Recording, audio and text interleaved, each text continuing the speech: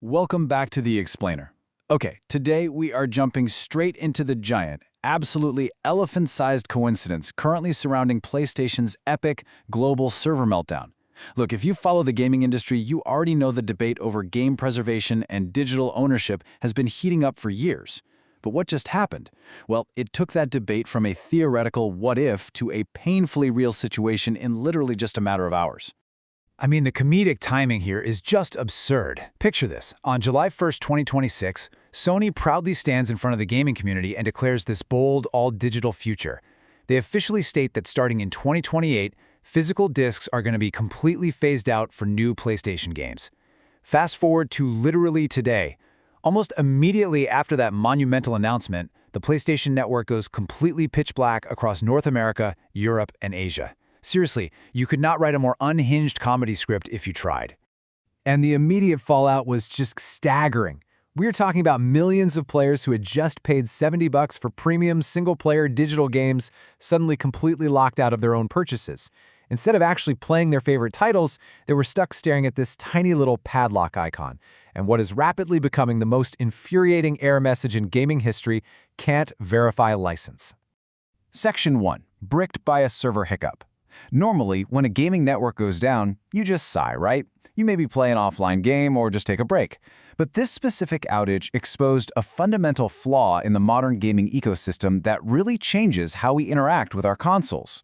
Let's actually trace this technical domino effect, because it is fascinating. Ground Zero was just a routine Amazon Web Services, or AWS, hiccup over in Oregon. That single localized issue basically cascaded and managed to entirely wipe out PSN's core infrastructure. Account management? Dead. The PlayStation Store? Entirely wiped offline. We even saw esports World Cup tournaments delayed because pro players literally could not log in. But the absolute kicker, the critical failure in Step 3, was that PSN's license authentication servers couldn't talk to the PlayStation 5 consoles, meaning unless your console was meticulously pre-configured for offline primary play, your digital copy of Elden Ring or Spider-Man was completely bricked, just an expensive paperweight. And during that exact same outage, the contrast between two different types of consumers was wild. On one hand, you had the absolute panic of digital gamers on places like Reddit, totally frantic, because they were entirely dependent on remote authentication servers just to play their offline games. And on the other hand, physical disc owners, they experienced complete peace. They just popped a Blu-ray into their console, spun up the game, and played completely uninterrupted, just living their absolute best lives like it was 2013 and nothing had ever changed. Moving on to Section 2, stress testing the Dystopia. So this unprecedented failure immediately sparked a hilariously unhinged, yet, let's be honest, highly understandable internet reaction. When a massive corporation makes a deeply controversial announcement and then their infrastructure instantly fails, oh, the internet goes straight to work.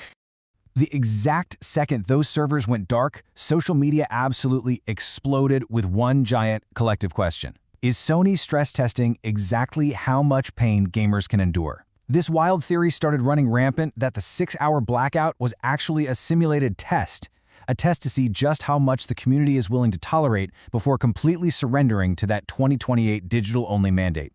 The crucial point here is that this server failure felt exactly like a dark, dystopian movie trailer for a future where major corporations have absolute control over your digital collection. If we follow this internet corporate villain logic, the motivations for a company to go all digital are massive. You cut all physical manufacturing costs, you completely eliminate shipping fees, and, most importantly, you trap users in a closed, non-refundable digital storefront. The community was already fighting for game preservation, and then the universe essentially hands everyone a 6-hour, real-world simulation of what happens when a company holds the ultimate kill switch for your entire library. Let's hit Section 3, the cold, hard legal nightmare. Now, all the sarcastic detective work and internet conspiracies aside, the actual legal reality behind this server crash is honestly far more terrifying for us as consumers than any online theory. Because, guys, this isn't just about a temporary server outage, it's about the fundamental definition of ownership in the modern era. It all comes down to this legal definition of a service license. This is essentially a temporary, revocable permission to access software.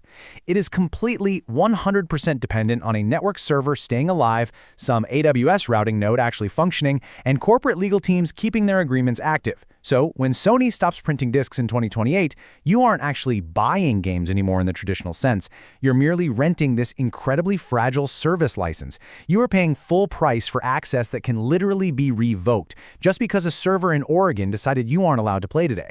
And listen, if you think that sounds a little too pessimistic, just remember this. Starting September 1st, Sony actively wiped hundreds of previously purchased Studio Canal movies directly off of users' digital libraries.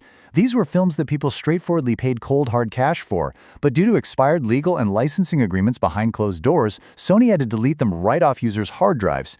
Every single PSN outage between now and 2028 is going to serve as a glaring, flashing reminder of this exact vulnerability. Finally, Section 4. Who actually wins? Let's wrap up this explainer by looking at the monumental PR disaster Sony just handed themselves right on the heels of their big industry-shifting announcement. Because in the ongoing battle of physical versus digital, this event just totally reshaped the conversation. 24 hours. That is literally all it took. Now, obviously, Sony did not deliberately break their own network. This was an AWS failure that undeniably cost the company millions in lost microtransaction revenue while the digital store was down. But honestly, regardless of intent, they accidentally managed to prove every single physical media advocate 100% right in under 24 hours. They are now fighting a massive public relations war against their own infrastructure at the exact moment they are trying to convince consumers to trust a digital-only future. Which brings us to the ultimate question we're left with: physical forever or digital surrender? What we learned today is pretty simple. If you don't hold the actual disk in your hand, you are completely at the mercy of the servers. So, for a practical takeaway today, please go double-check your PS5 offline license settings right now, before the next server hiccup hits. And I really want to hear from you guys in the comments. Are you sticking to physical disks until the very last factory shuts down, or have you already thrown in the towel and surrendered to the digital-only future?